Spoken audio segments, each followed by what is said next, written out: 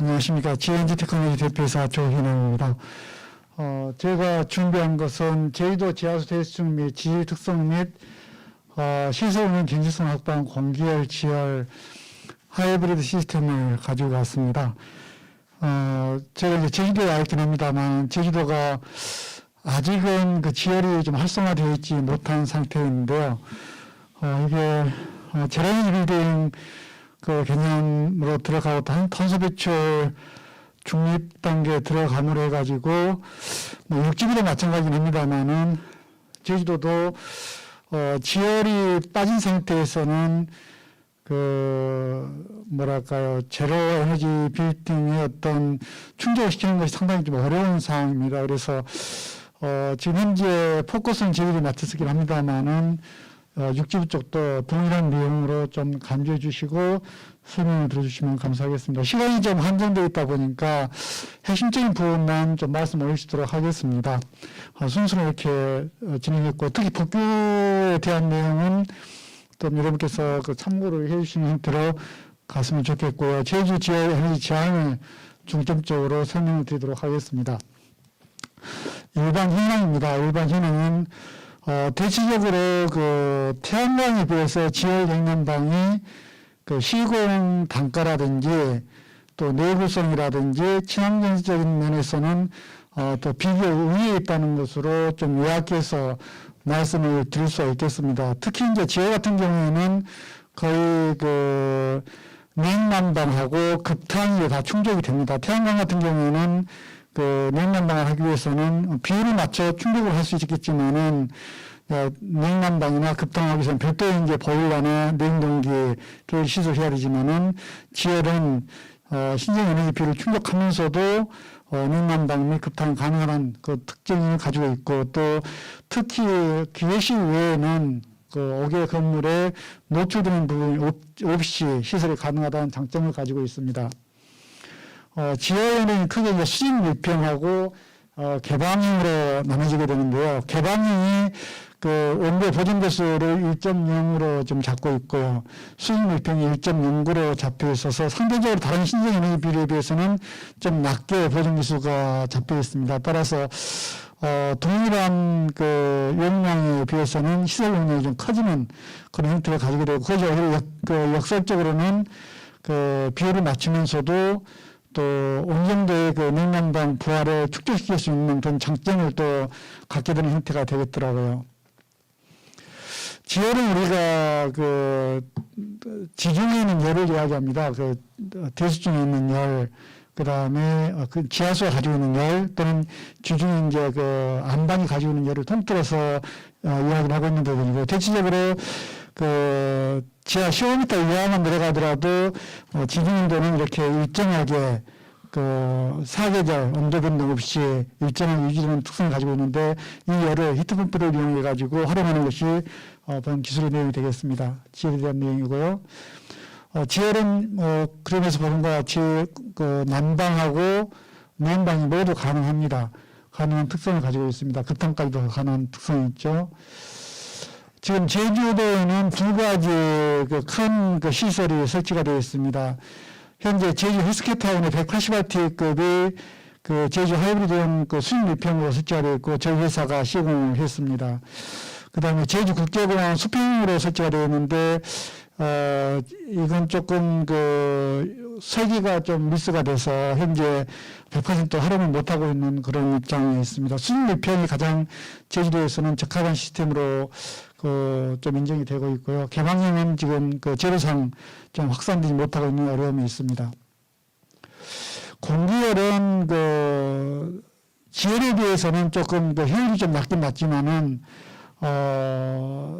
그 항상 공기가 가지고 있는 그 열을 활용할 수 있다는 전제에서는 그 활용도가 좀 높은 부분입니다. 단지 혹한기하고 혹서기에는 아주 추울 때나 아주 더울 때는 그 효율이 제대로 나오지 못하는 어떤 그런 어려운 부분이 있는데요. 특히 이제 그 혹한기에서는 이게 그 코일 안에 그 성에가 끼게 되거든요. 그래서 그것을 또 녹이기 위한 재상 프로그램을 돌려야 되기 때문에 그때 또 효율이 떨어지는 어떤 문제가 있어서 혹한이나 혹서기의 어떤 그 부분만 피한다면 효율이 비록 지열에 맞긴 맞지만은 효용성이 높은 그 에너지원이라고 볼 수 있겠습니다. 아직은 신재생 에너지에는 포함되어 있지 않은 상태에 있습니다. 공개로 설치했던 그 사례들을 스프링데일 리조트하고 스프링 리조트 공개로 현재 운영되고 있는 부분입니다. 제주도의 어떤 지리 특성을 보여드리겠습니다. 제주도의 특히 제주도 하산성의 특성 때문에 상당히 좀 지하수가 풍부하고 유속이 빠른 특성을 가지고 있죠. 육지는 제주 100톤 이상 지하수를 차지하면 30% 안팎의 소유율을 가지고 있는데 제주는 99.99% 일단 지하수를 팠다면은 거의 500톤 이상 지하수 항상 존재하는 특성을 가지고 있고 제주도 지하수 유속이 육지보다 10,000배 정도 떨어진다고 보면 됩니다. 그래서 지하를 활용하기 위한 가장 지역 질환적인 어떤 우수한 특성을 가지고 있는 지역이라고 보시면 되겠습니다. 지역 특성을 다시 또 간략하게 말씀을 드렸고요. 지역 에너지의 특성 방금 이제 말씀을 드렸는데 제주도가 있죠. 제주도는 특별법을 가지고 있어서 지하수법이 우선적으로 적용된 어떤 그런 내용을 가지고 있는데요. 수직 밀평 같은 경우에는 지하수의 연평균 수위의 30m까지밖에 구차를 하지 못하게 규정하고 있습니다. 그리고 체험 그라우팅 구간은 무조건 50m까지 그라우팅을 치고 그 다음에 재구착을 하는 형태가 되어 있고요. 이렇게 됨으로 해가지고 이제 청정병이 코어 구착을 함으로 해가지고 육지보다 5배에서 10배 정도 비싸다고 보시면 됩니다. 그래서 단순히 육지부처럼 지하 시설을 하게 되면은 경제성이 안 나와요. 곡선이 교차를 하는 지점이 없습니다. 저희가 국립종자원에 설계를 한번 해본 적이 있었는데 제주도에 국립종자원 설치가 돼서 설계했는데 도저히 맞아지지가 않더라고요. 그래서 그 부분을 어떻게 해결할 것인가에 연구를 하다 보니까 현재 나중에 설명드린 어떤 그 기술적인 내용이 존재하게 되는 형태가 됐습니다. 가장 큰 특징은 지하수 분양이 양호하고 이동 특성이 크다는 이야기죠. 나중에 뒤에 비교를 해드리겠습니다만은 이 특성을 활용하게 됨으로 해가지고 제주도 내에서도 지하를 시설하면서도 경제성을 확보하는 그런 특성을 갖게 됐던 어떤 내용이라고 보시면 되겠습니다. 네. 그래서 특히 또 제주도가 가지고 있는 게 규정하고 있는 게 육지부는 지하수를 개방해서 쓰게 되면은 지하수세를 대통령에 의해서 100% 감면을 해줍니다. 면제를 해줍니다. 근데 제주도는 50% 감면제도를 가지고 있어서 지하수를 무한정 쓸 수 없는 그런 어려운 부분이 현재 가지고 있습니다. 그래서 공기열을 활용할 수밖에 없는 그런 여건이 될 수밖에 없겠더라고요. 복귀에 대한 부분은 아까 잠깐 말씀드렸습니다만은 수직 밀평 같은 경우는 지하수의 연평균 지하수의 30m까지밖에 구착이 안 된다. 그래 50m까지는 무조건 체험 그라우팅을 해가지고 그라우팅을 해야 된다.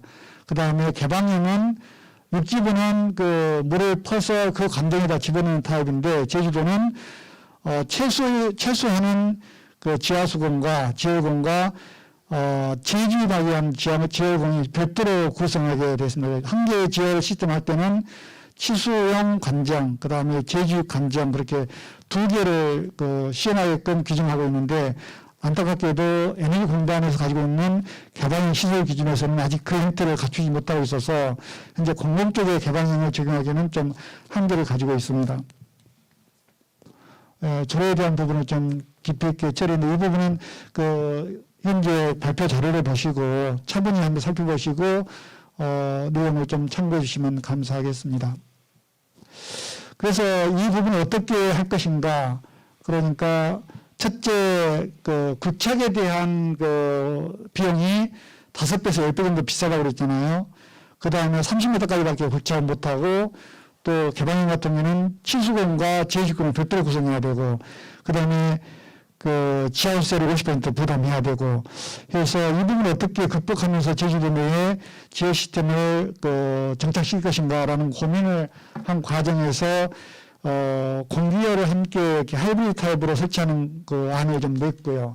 그 다음에 육지구하고는 다르게 저희가 여기에는 2단 히트펌프 시스템을 구축을 했습니다. 일교환기를 한 번 거쳐서 이렇게 제주되는 것이 아니라 여기가 2단으로 거치게 되면 해가지고 거의 6기보다는 반대 정도 또는 냉방의 경우는 거의 3단계 정도까지를 돌릴 수가 있게 되면 해가지고 3분의 1 정도 지하수 오염만 가지고도 돌릴 수 있는 형태의 시스템을 구축했습니다. 그렇게 지하수의 어떤 감염폭을 좀 저희가 상쇄할 수 있도록 했고요. 또 하나는 이렇게 저수 탱크를 설치함으로 해가지고 일단 물은 저수 탱크에 받아서 히트펌프가 돌아가는 양만큼만 급수하게 됨으로 해가지고 지하수의 사용량을 최소화시킬 수 있는 장점을 갖게 됐습니다.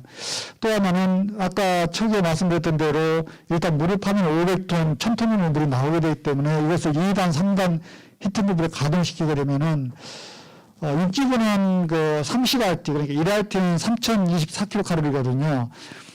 육지부는 30RT 하나를 개발하기 위해서는 500m, 200mm 직경으로 해가지고 500m를 파야 30RT 정도가 최대 나오게 됩니다.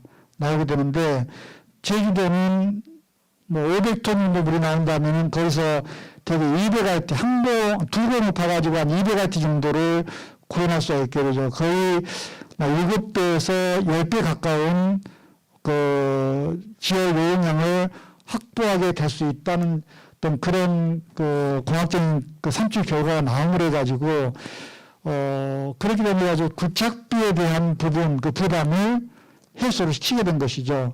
그래서 제주의 어떤 지열 에너지의 특성을 활용해가지고 이 제안을 드리게 됐던 것입니다. 각 냉방시, 난방시 단에 대한 부분인데요. 여기는 이제 지하수를 취소해가지고 바로 재주입을 한다 했지 않습니까? 그러니까 육지부는 취소한 거에다 다시 집어넣기 때문에 해가지고 열이 계속 이렇게 올라가는 형태가 되는데, 제주부는 일단 취소한 온도가 15도 가면은 이렇게 한 단계 지나면 20도, 한 단계 지나면 25도 된 물을 그냥 다른 쪽 관정에다가 제주도에서 흘러내려버리는 거죠. 그래서 이 시스템이 구축이 가능하게 된 거죠. 난방이나 냉방이요. 그래서 지하수의 어떤 사용량을 크게 줄일 수 있는 효과를 갖게 됩니다. 따라서 제주도는 한 번당 1000톤이 나온다 했을 때는 거의 300RT 정도를 커버할 수가 있는데, 제주공을 제외하고요. 육지부는 이렇게 하려면 12번을 파야 됩니다.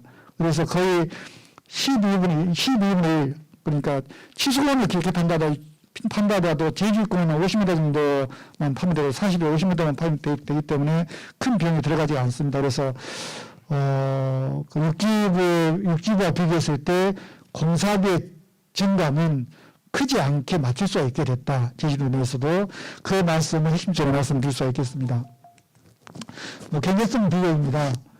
아까 말씀드린 것처럼 히트펌프는 동일한 구성을 하게 되죠. 용량에 따라서. 그런데 여기는 공기의 히트펌프가 3대가 추가 구성이 되게 되고요. 지열고는 여기는 150RT일 경우에는 500m짜리 6공을 파야지만 여기는 200m 이내에 2공만 파면 되죠. 여기서 제주공 하나는 50m, 50m 정도 파기 때문에 비용이 상당히 저렴하게 구성할 수가 있습니다. 자, 순환펌프의 어떤 용량이 좀 이제 한 대가 설치됨으로 해가지고 좀 커지게 되고요. 2차 순환펌프는 큰 변동이 없습니다.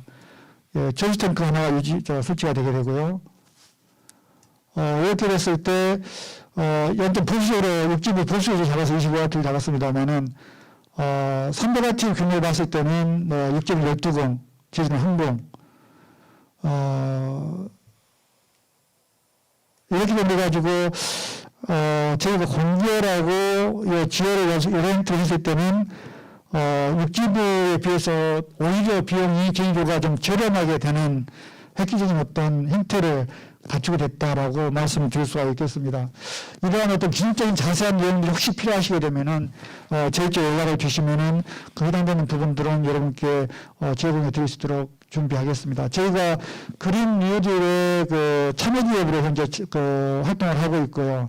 제주도 내에 개방형을 적용시키기 위한 R&D를 현재 국가 R&D를 시행하고 있습니다. 그래서